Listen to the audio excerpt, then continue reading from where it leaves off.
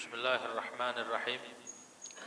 Alhamdulillahi rabbil alamin. Wassalatu wassalamu ala ashrafil anbiya'i wal mursalin Sayyidina Muhammadin wa ala alihi wa sahbihi ajma'in. Rabbi shrah li sadri wa yassir li amri wahlul 'uqdatam min lisani yafqahu qawli. Rabbi zidna ilman nafi'a warzuqna fahman thaqiba. Allahumma anfa'na bima 'allamtana wa 'allimna alladhi yanfa'una. Subhanaka la ilma lana illa ma 'allamtana innaka antal alimul hakim. Wala hawla wala quwwata illa billahil aliyyil azim. Amma ba'd. Qala al-muallif rahimahullah ta'ala wa nafa'ana bihi wa bi barakati 'ulumihi fid dharain amin. Faslun, adapun ini satu fasal fi nawafilis shalah, di dalam menerangkan sunnah-sunnah salat. Salat sunnah maksudnya. Wa sunanis salat, dan sunnah-sunnah salat. Afraduha la tanhasiru.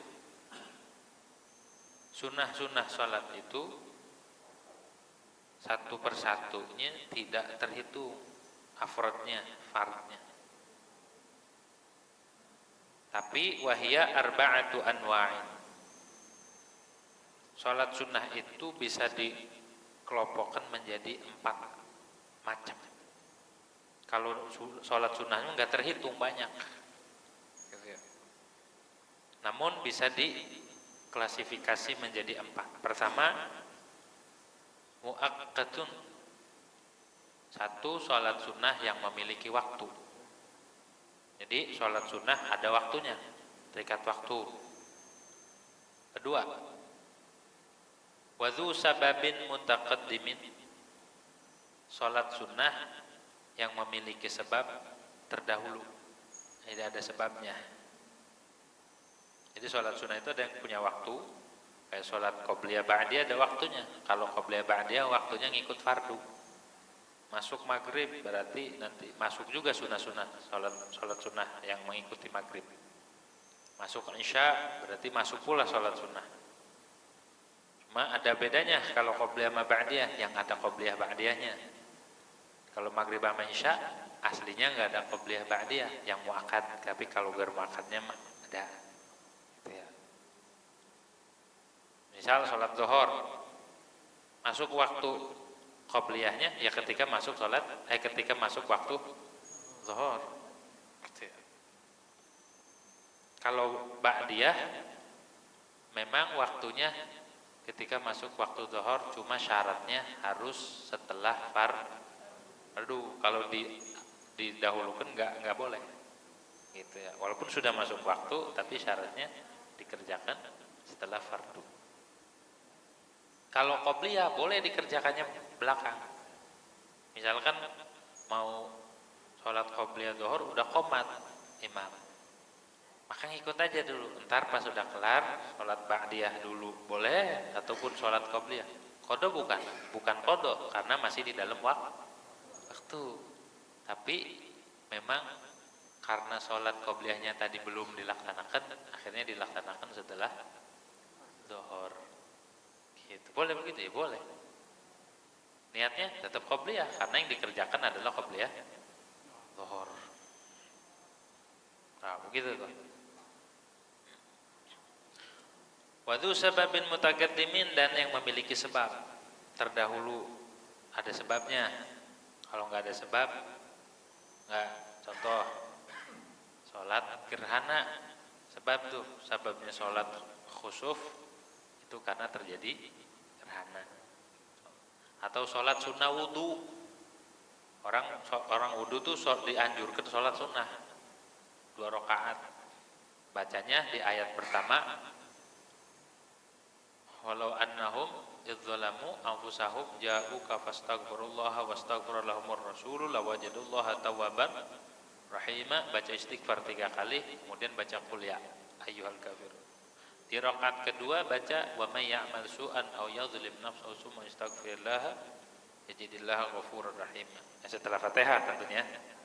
Habis itu baca istighfar 3 kali, kemudian baca qul hu. Salam, Baca subhanallah 10, alhamdulillah 10, la ilaha illallah 10, Allahu akbar 10, gitu ya. Bacanya 10-10. Nah, itu amalan sholat sunnah wudu.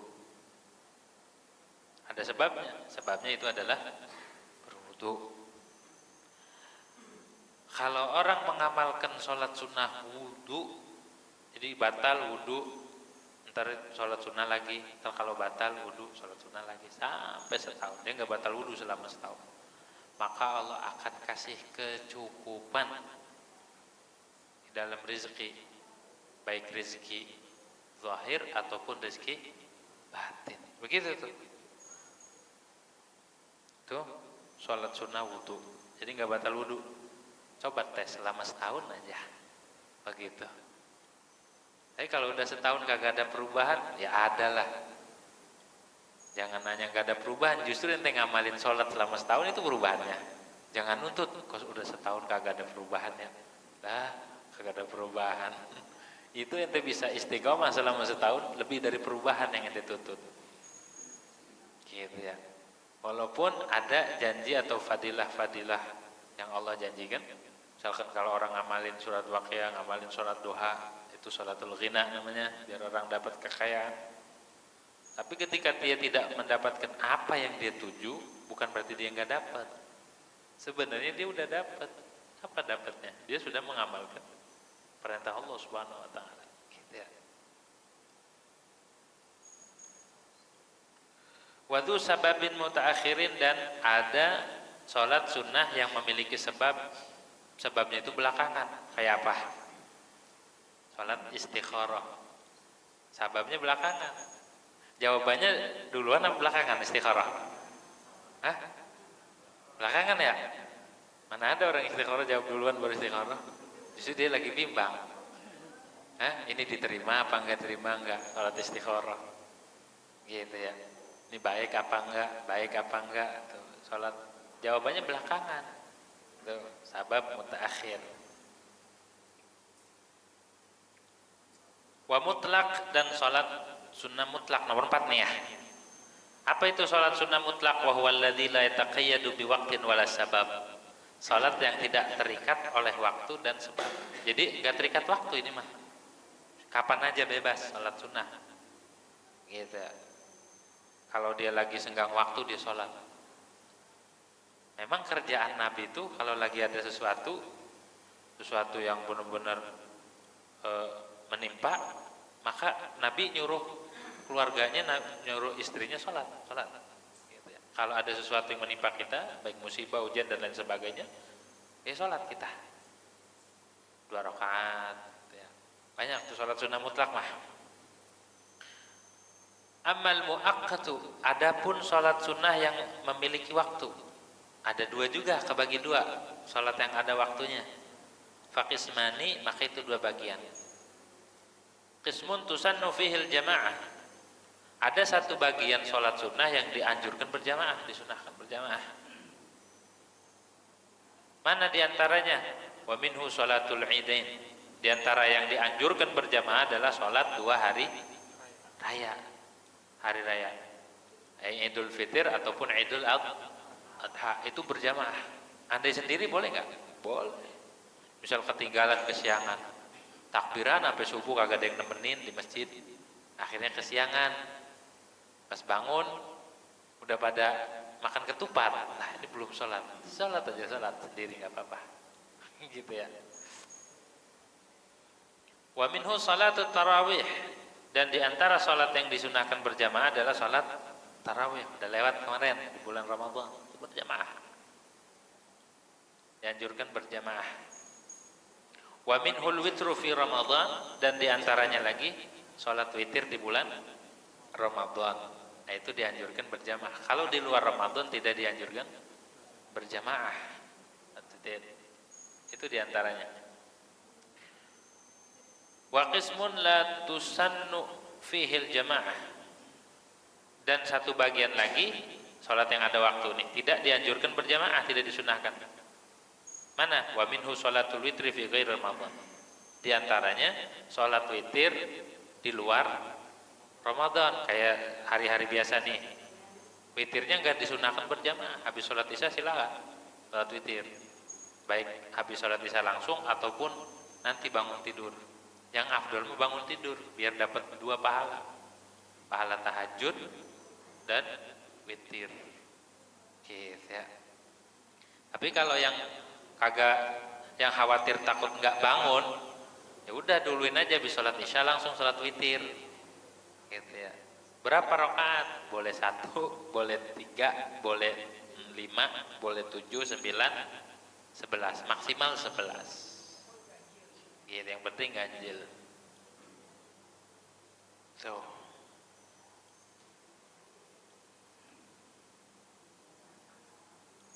Wa minhu, dan diantaranya lagi tawabi'ul faraid, salat yang mengikuti salat fardu, maksudnya salat rawatib, salat sunah rawatibnya. Ada berapa? Tintani wa ishruna raka'atan, ada 22 yang mengikuti fardu nih.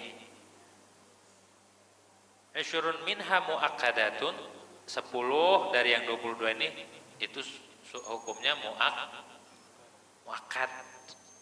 Apa itu muakkad? Muakkad itu sholat yang tidak pernah ditinggalkan oleh Nabi, baik di dalam waktu hadir, tidak bepergian, ataupun di safar. Nabi enggak, jadi ini selalu dilaksanain sama Nabi. Muakkad gitu ya. Kalau gair muakkad, Nabi enggak ngerjain kadang-kadang gitu ya. Ada yang Nabi hanya menyuruh gitu ya. Kalau muakkad otomatis Nabi ngerjain walaupun diqadha.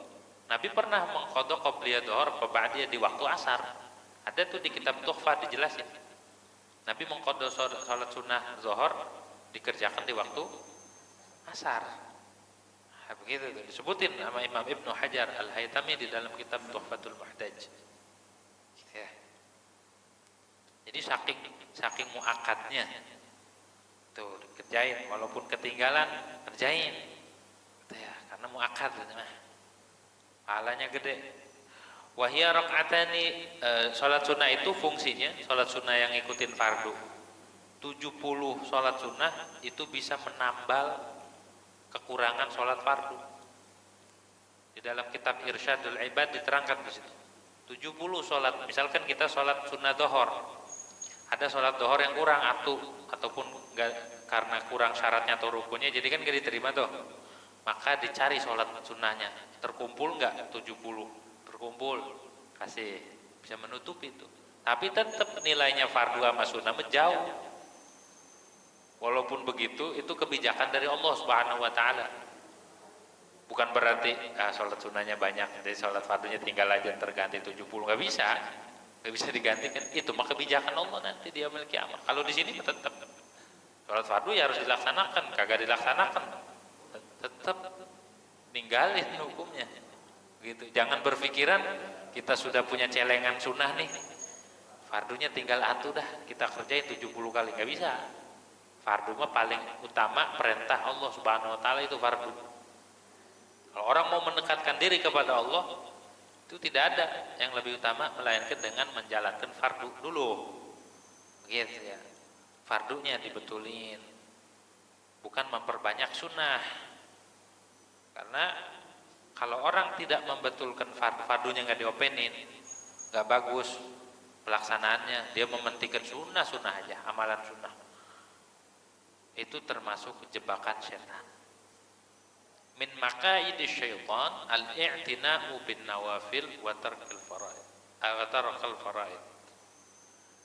Di antara jebakan tipu daya setan itu adalah orang tuh peduli sama sunnah, getol, gemar sama ibadah sunnah, tapi yang fardu ditinggal gitu ya.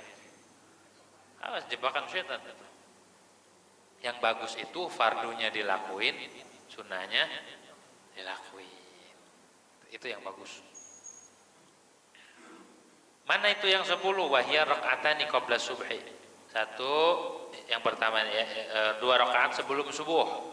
2 rakaat sebelum subuh. Wa yaqra'u fil ula qulu amanna billahi ila akhir ayatil Baqarah. Dan membaca di rakaat pertama akan ayat qulu amanna. Qulu amanna billahi wa ma unzila itu. Satu ayat. Atau alam nasyrah, atau baca alam nasyrah, atau membaca qul ya ayyuhal kafirun. Boleh pilih tuh. Boleh juga digabung semuanya biar semua riwayatnya kita amalin. Wa fi tsaniyati, dan pada rakaat kedua qul amanna billah. Dalam satu riwayat qul ya ahlal kitab ta'alu ila kalimatin sawa'in bainana wa bainakum alla na'budu illallah. Itu dia. Kalau di sini qul amanna. Ayat Ali Imran. Ataupun alam tara kaifa. Alam tara, ataupun baca al-ikhlas. Boleh tiga-tiganya digabung, boleh pilih aja tuh. Yang enak qul yaqulhu aja udah. Surat favorit. Ya,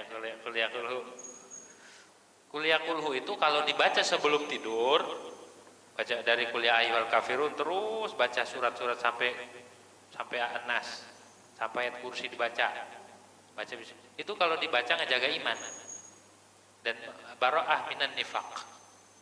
Selamat hati kita daripada kemunafikan. Obat nifaqul qalbi diantaranya itu membaca qul ya ayyuhal kafirun, baca qulhu. Selamat dari penyakit munafik. Gitu. Mana di antara ciri-cirinya nih kalau di hati kita lagi ada nifaq? Di antaranya kalau sholat jamaah berat, kalau ngelakuin sholat sunnah berat, apalagi fardu. Itu kalau sholat sunnah berat aja berarti di hati kita ada kenifaq, ada sifat manipulatif di hati kita. Kita ini memiliki sifat itu. Akhirnya segala sesuatu yang berkaitan dengan perintah Allah dan Rasul dikerjakannya berat. Sholat berjamaah berat, males, nah itu ciri-ciri orang munafik. Gitu tuh. Cara ngobatinya, sholat berjamaah selama 40 hari tidak ketinggalan takbiratul ihram pertama dengan imam. Itu cara ngobatin nifaqul qalbi. Takut di hati kita ada penyakit hati. Cara ngobatinya, terapinya adalah sholat berjamaah sama imam, gak ketinggalan takbiratul pertama langsung. Jadi imam Allahu Akbar udah mengucapkan roh, baru makmum. Jangan imam belum selesai takbiratul, kita udah nyusul, gak sah kita takbiratul ihram si makmum.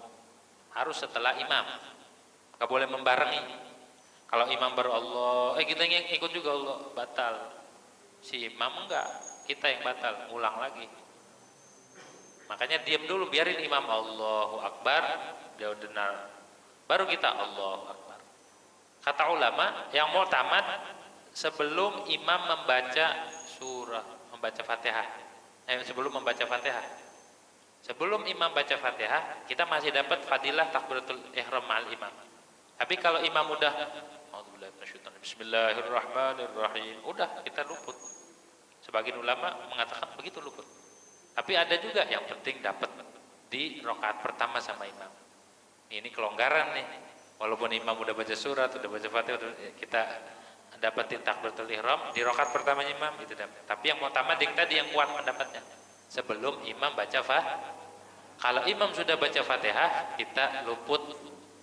Jadi kalau kita punya amalan, ulang lagi. Jadi kalau pengen selamat kita batinnya dari penyakit hati, maka ngerjain sholat. Ini terapi dari Nabi. Sholat 5 waktu selama 40 hari gak ketinggalan jamaah. Coba didengarnya mah enak, tapi pas dilakuin ada aja, entah ketinggalan lah nanti, walaupun berjamaah terus entah ketinggalan. Jadi likulli syai'in safwah wa safwatus shalah takbiratul ula ma'al imam, kata Nabi. Segala sesuatu itu ada inti, ada pilihannya, dan pilihan sholat itu, inti sholat adanya di takbiratul ihram ma'al imam. Itu obat, itu obat dari Nabi Muhammad sallallahu alaihi wasallam, terapi jiwa gitu ya, biar hati kita terbebas dari kemunafikan. Munafik cirinya berat. Kalau ngerjain sholat berat, ngerjain sholat sunnah berat, sholat berjamaah berat. Nah, itu berarti di dalam hati kita ada munafikan, ada nifaqul qalbi. Nas'alullah al-afiyah. Moga-moga kita dihindarkan, dijaga, disehatkan dari penyakit zahir dan batin. Terus salat qobliyah subuh ini, salat sunnah subuh, fadilahnya kan udah sering dengar, khairun minad dunya wa ma fiha, lebih baik dari dunia dan. Jadi orang paling kaya itu orang yang ngamalin salat sunnah subuh, qobliyah subuh nih. Wah, udah dunia dan sisinya. Dunia itu mencakup langit dan bumi, 7 lapis langit, 7 lapis. Berarti orang paling kaya sedunia, bukan sedunia ini mudah, orang yang mengerjakan sholat sunnah subuh, qobliyah subuh tuh. Segitu kagak mau ya? Gitu. Jadi kalau orang pengen merasakan menjadi orang kaya, udah sholat qobliyah subuh, gitu ya. Tapi habis subuh jangan tidur, karena orang tidur habis sholat subuh, matahari belum muncul dia tidur, maka itu bisa mewariskan fakir. Jadi miskin lagi, habis jadi orang kaya miskin gara-gara tidur. Tidur habis subuh. Jangan tidur habis subuh.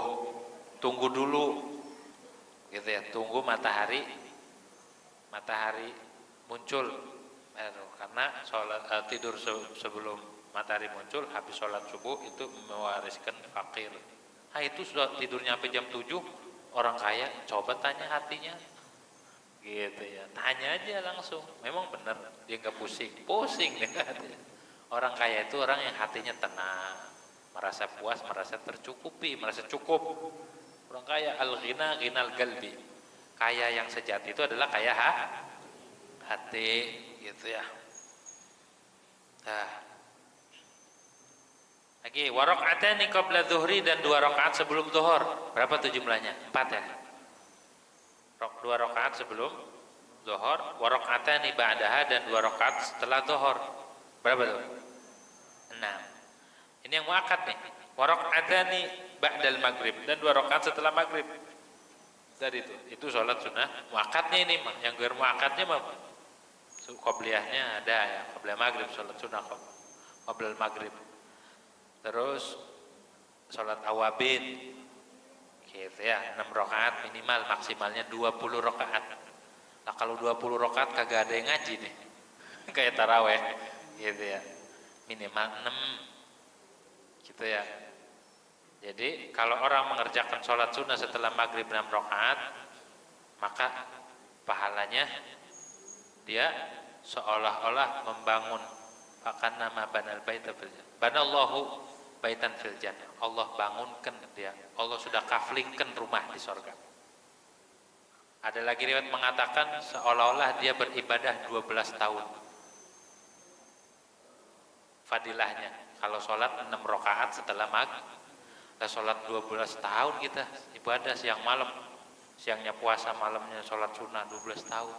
Sama Nabi cukup dikasih 6 rakaat aja bis maghrib, gitu ya.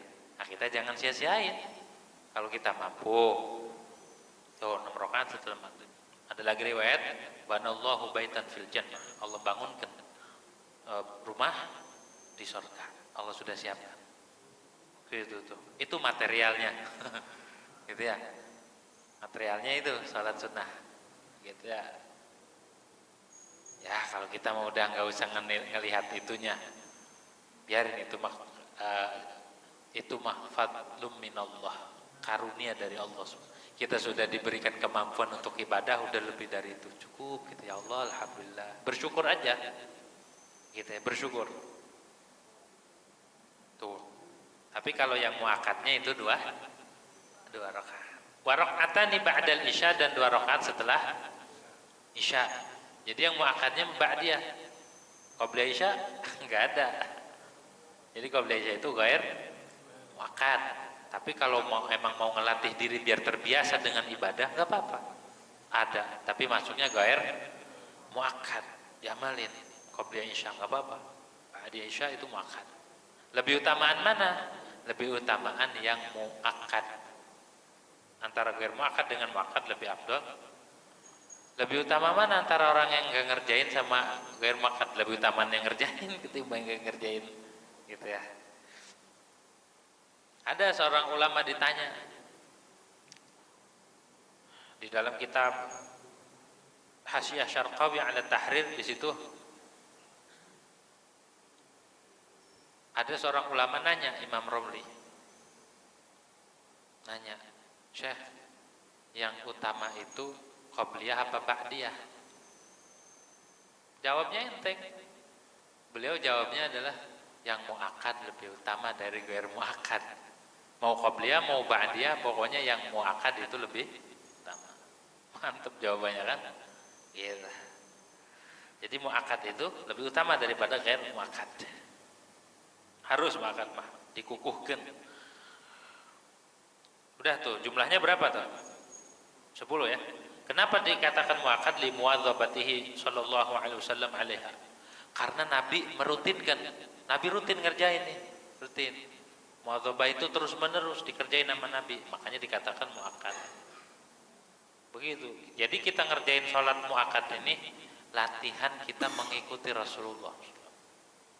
Kalau orang sudah terbiasa mendekatkan diri kepada Allah Subhanahu wa taala dengan ibadah sunnah,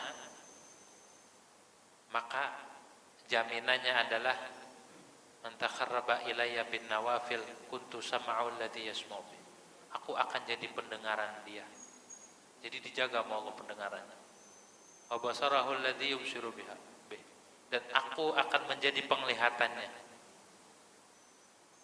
Wa yadahu alladhi yabtishu biha, dan aku akan menjadi tangannya. Keinginan dia akan gampang tercapai karena Allah yang menangannya. Wa rijlahu alladhi yamshi biha, dan akan menjadi kaki buat dia. Jadi langkahnya, pendengarannya, penglihatannya, gerak-geriknya, hidupnya dijamin sama Allah Subhanahu wa taala. Allah yang nanganin apapun keinginan kita dan juga dijaga zahir batin kita. La in sa'alani la u'tiyanna. Jika dia meminta kepadaku, aku akan penuhi. Aku akan beri permohonan. Kalau dia mohon ampun kepadaku, aku akan ampuni. Tuh, keutamaan mengerjakan ibadah sunnah. Jangan nyepelein sunnah, begitu ya. Latihan kita mengikuti Rasulullah, mutaba'ah kepada Rasulullah Sallallahu Alaihi Wasallam. Bukan semata-mata kita ibadah, tapi di hati itu harus istihdor, harus hadir, menghadirkan bahwa amalan kita ini semata-mata mengikuti Rasulullah.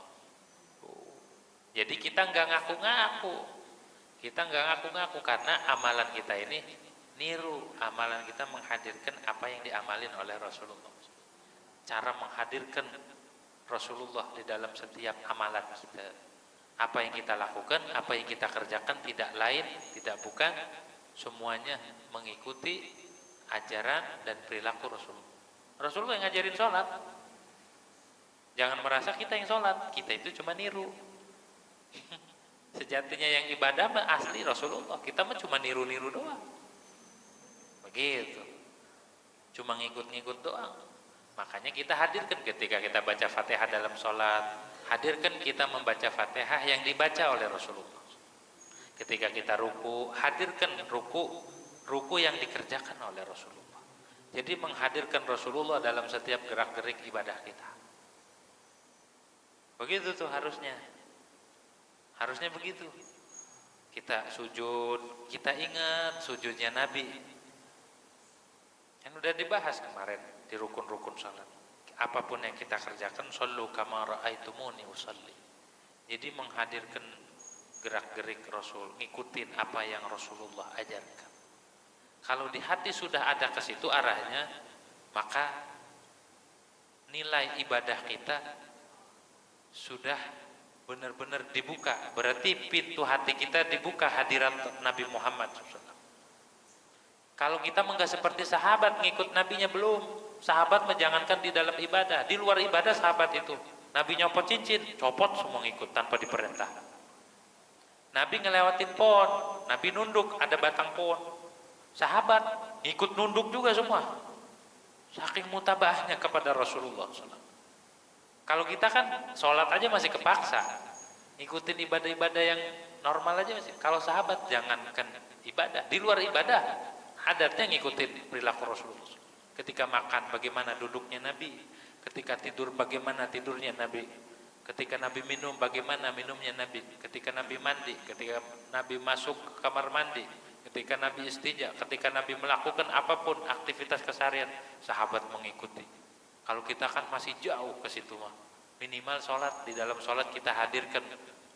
Makanya kalau bisa sebelum sholat hadirkan, ya Allah saya niat sholat seperti apa yang dikerjakan oleh Rasulullah. Walaupun jauh, tapi minimal kita hadir, ingat, sadar bahwa apa yang kita lakukan itu ngikut bermakmum kepada Nabi Muhammad SAW. Jangan ngaku-ngaku kita bisa Fatihah. Itu Fatihahnya siapa yang kita baca? Kita punya sholat, sholatnya siapa yang kita kerjakan? Jangan ngaku-ngaku. Jangan ngaku-ngaku, kita nggak bisa apa-apa. Kalau bukan Nabi Muhammad SAW, jalan menuju sorga, pintu sorga kita nggak ketemu. Jadi benar-benar Rasulullah yang membuka itu semua. Rasulullah yang membuka gerbang kepada Allah Subhanahu Wa Taala. Kalau bukan Nabi Muhammad SAW, tidak ada ilmu. Kalau bukan Nabi Muhammad, tidak ada sholat, kita tidak kenal sholat. Kalau bukan Nabi Muhammad SAW, kita tidak kenal namanya adab. Kalau bukan karena Nabi Muhammad SAW, tidak kenal yang namanya akhlak. Tidak kenal kita yang namanya ibadah kepada Allah Subhanahu Wa Taala. Kita tidak mengenal Allah kalaulah bukan karena Rasulullah SAW. Maka dari itu, hadirkan Rasulullah dalam segala kegiatan kita, baik di ibadah ataupun di luar ibadah. Minimal menghadirkan Rasul. Kayak kita mau makan, pas makan keingat orang tua kita, keingat saudara kita. Bagaimana perasaan kita? Orang tua kita makan gak ya? Anak kita makan gak? Saudara kita makan gak? Itu waktu makan, itu maksudnya istihdor. Kita waktu sholat, waktu ngelakuin apapun yang berkaitan dengan Allah, hadirkan, bayangkan Rasulullah. Ingat jasanya Rasulullah Sallallahu Alaihi Wasallam. Kalau nggak ada Rasulullah, dunia nggak kondusif. Semua saling bunuh, semua saling menindas, kezaliman di mana-mana. Tapi ada Nabi Muhammad SAW, dilerai semuanya, didamaikan, diislah sama Nabi Muhammad SAW. Karena Nabi Muhammad, perempuan diangkat derajatnya. Karena Nabi Muhammad SAW dijunjung tinggi nilai-nilai kemanusiaan, nilai-nilai sosial. Itulah hebatnya Nabi Muhammad. Nah, kita harus mengenang itu. Kita harus menghadirkan di dalam hati kita. Itu ya, kalau bukan Nabi Muhammad SAW, kita nggak kenal istighfar, kita nggak kenal sholawat, kita nggak kenal tasbih, kita nggak kenal takbir, kita nggak kenal apapun. Yang ada kegelapan, gitu ya. Karena ada Nabi Muhammad SAW, ibadah diajarin, akhlak diajarin, semuanya diajarin, apapun tentang kebaikan diajarin sama Nabi Muhammad. Apa beratnya kita membayangkan Nabi waktu ibadah? Apa beratnya? Begitu. Kalau menjalankan perintah emang udah kewajiban, menghadirkan Nabi Muhammad SAW di dalam ibadah kita, itu satu keharusan. Memang boleh lah orang di dalam sholat aja disuruh assalamualaikum, itu bukankah menghadirkan Rasulullah? Di dalam sholat aja disuruh bersolawat, bukankah itu harus menyertakan Rasulullah dalam ibadah kita? Nah, masuk lagi lebih dalam jiwa kita, hati kita harus menghadirkan nilai-nilai yang tertanam di dalam kehidupan dan perintah Allah. Semuanya itu ajaran Nabi Muhammad SAW. Begitu. Jadi bukan hanya sholat sunnah ini perintah Rasul, bukan, tapi bagaimana biar meresap ke hati. Kalaulah bukan Rasulullah, kita nggak bisa baca Fatihah, kita nggak bisa ruku, kita nggak bisa sujud, nggak tahu yang namanya sholat. Nah itu dinilaikan, ditanamkan nilai-nilai itu di dalam hati kita, biar selalu tertanam betul Rasulullah. Biar benar-benar Rasulullah itu menjiwai hidup kita. Gitu. Ingat, kan kita sholat sunnah karena Rasulullah mengerjakan begitu doang. Di hati kita menghadirkan begitu. Saya sholat sunnah karena Rasulullah mengerjakan ini. Ya begitu tuh. Bisa enggak kita begitu? Kalau sudah begitu, itu latihan.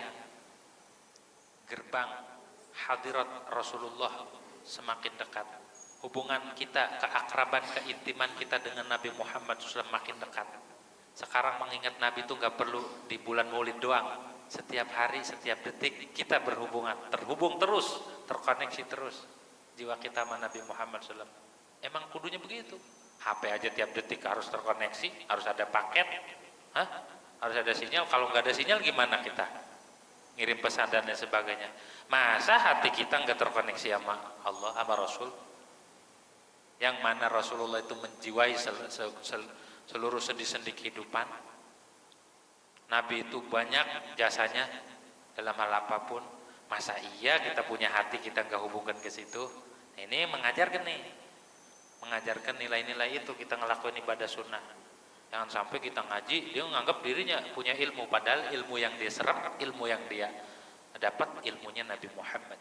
Itu doang, begitu menghadirkan Rasulullah dalam hal apapun. Itu karena Nabi mengerjakan. Kita cuma dituntutnya di sholat doang. Sahabat mah dalam setiap kehidupan ngikut betul sama Rasulullah. Cintanya kita kan pas bulan Maulid doang, di luar Maulid mah di luar Maulid ya kita biasa aja. Padahal menabi itu setiap detik harusnya kita itu ingat Nabi Muhammad sallallahu alaihi wasallam. Ada hubungan dengan Rasulullah sallallahu alaihi wasallam.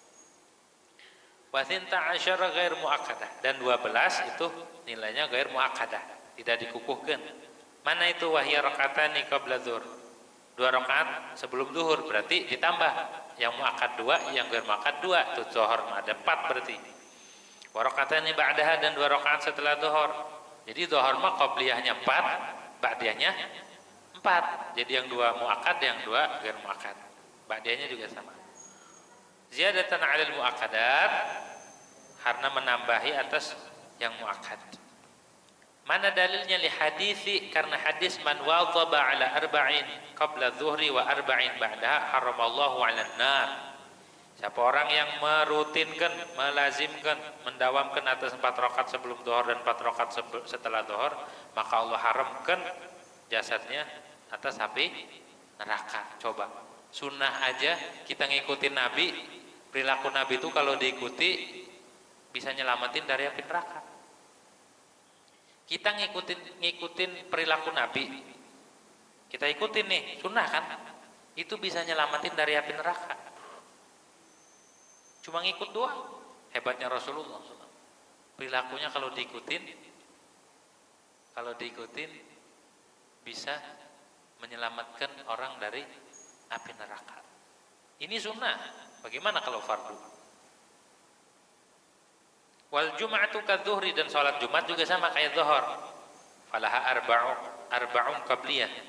Maka sholat qabliyah Jum'ah juga 4 rakaat ya. Maka bagi Jum'ah ada arba' qabliyah, 4 qabliyah, wa arba'un ba'diyatun, dan 4 ba'diyah. 4 rakaat juga sama seperti zuhurnya. Wa hina idzin mana tadi? In kanat mughniyatan 'ani dzuri, jika Jumatnya cukup dari zuhur, enggak harus diganti zuhur, enggak harus diulang. Fa in wajaba dzuhru ba'daha fala ba'diyatalah. Kalau Jumatnya itu harus diulang zuhur, seperti sholat Jumat yang salah satu rukunnya kurang, maka berarti Jumatnya harus diulang kalau ada waktu. Kalau enggak ada waktu, misalkan sampai ini, berarti zuhur gitu ya. Karena enggak ada qada Jumat, adanya qada zuhur. Atau sholat di masjid di kampung, di satu tempat yang harusnya satu masjid, ini banyak masjid, banyak Jumatan, ta'addudul Jumat, banyak Jumatan. Kalau banyak masjid nggak jadi masalah. Yang gak boleh itu ta'addudul Jumat, Jumatnya banyak di satu kampung. Maka yang menang yang duluan takbiratul ihram itu duluan tuh, yang Allahu Akbar. Makanya khutbahnya jangan lama-lama, biar menang. Kalau sekarang kan udah Jumatan merajalela nih, ini bikin masjidnya berdekatan, padahal ini kosong. Dan syarat sahnya Jumat diantaranya adalah didahului 2 khutbah. Kalau Jumatan nggak ada khutbahnya, maka nggak sah Jumatannya. Khutbahnya mana? Khotibnya mana? Khotibnya hilang. Maka, khutbahnya juga harus sah. Khutbah Jumatnya harus sah. Bagaimana syarat dan rukunnya? Sama seperti sholat, syaratnya harus suci ya, dan harus di selang duduk. Kalau rukun-rukunnya itu seperti baca hamdalah, terus baca sholawat, wasiat bitaqwa, kemudian baca ayat Quran di salah satunya. Di khutbah kedua baca hamdalah, terus sholawat, ketiga wasiat bitaqwa. Ini harus ada di dua-duanya tiga nih. Kalau Quran boleh salah satunya, kalau yang tiga ini harus ada di dua-duanya. Sama doa buat orang mukmin di khutbah kedua. Nah, kalau rukun, salah satu rukun atau syarat yang nggak ada, maka khutbahnya harus diulang. Kalau masih ada waktu harus diulang. Kalau nggak diulang nggak sah khutbah. Nggak sah khutbah, terusin aja sholat. Sholatnya nggak jadi tuh. Nggak sah sholat Jumatnya, karena salah satu syaratnya sholat Jumat harus didahului khutbah yang sah. Kalau khutbahnya nggak sah, ada salah satu rukunnya ditinggal ataupun syaratnya tidak terpenuhi, seperti ada najis. Misalkan di tempat di mimbarnya ada tai cecek kedudukan, ganti dulu, begitu ya. Atau nggak punya wudhu, lupa, keburu-buru, waduh udah keburu-buru kagak wudhu, gitu ya. Ataupun salah satu syaratnya nggak dipenuhi, maka khutbahnya nggak sah. Kalau khutbahnya kagak sah, maka sholat Jumatnya kagak sah. Zuhur kan. Kalau ada waktu ulang lagi. Tapi kalau nggak keburu, nggak, ini udah sholat zuhur qadha. Gitu ya. Kalau udah keluar sampai asar nggak diulang-ulang di masjid tadi. Udah. Gitu ya. Zuhur. Sama aja nggak sholat Jumat, sama aja nggak sholat kalau nggak di qadha. Nah, begitu ya. Ribet sholat Jumat. Ngebahas tentang Jumatan itu banyak aturan-aturannya. Nah,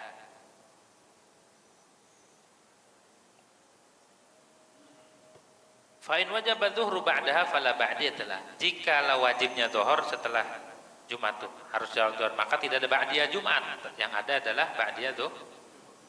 Walidzuhri ba'daha arba'un qabliyah, dan bagi zuhur setelahnya 4 qabliyah, wa arba' ba'diyah, dan 4 ba'diyah. Wahina idin taqaul qabliyatul lati shallaha qabla al-jum'ah naflan mutlaqan. Dan ketika itu jatuhlah qabliyah yang dia kerjakan sebelum Jumat, jatuhnya sholat sunnah mutlak, karena Jumatnya nggak jadi, nggak sah, karena dia wajib zuhur. Wala tughni an qabliyati dhuhri, juga tidak menggantikan qabliyah zuhur karena niatnya qabliyah Jumat. Jadi qabliyah Jumat ataupun qabliyah ba'diyah Jumat dengan catatan Jumatnya sah, memenuhi. Kalau Jumatnya nggak sah atau Jumatnya tidak mencukupi dari zuhur, tidak mencukupi dari sholat zuhur, maka yang tadi itu nggak mengikut juga. Terus yang udah kerjakan jatuhnya sholat sunnah mutlak. Nanti ketika ngerjain zuhur, qabliyah dulu zuhur, kemudian sholat zuhur, ba'diyah zuhur, gitu caranya. Dah. Warbon qabla al-asri. Ada pertanyaan? Nggak ada ya?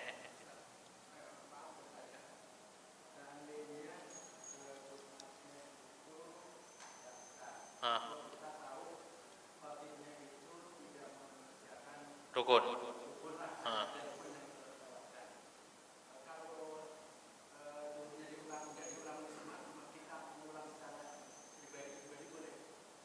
Lah harus diumumin lah bahwa sholatnya kemarin Jumatnya nggak sah.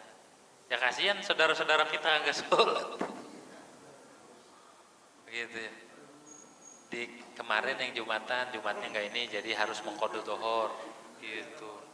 Silahkan qadha. Gitu ya. Jangan kita biarkan saudara kita melakukan kemungkaran. Apa kemungkarannya? Ninggal sholat.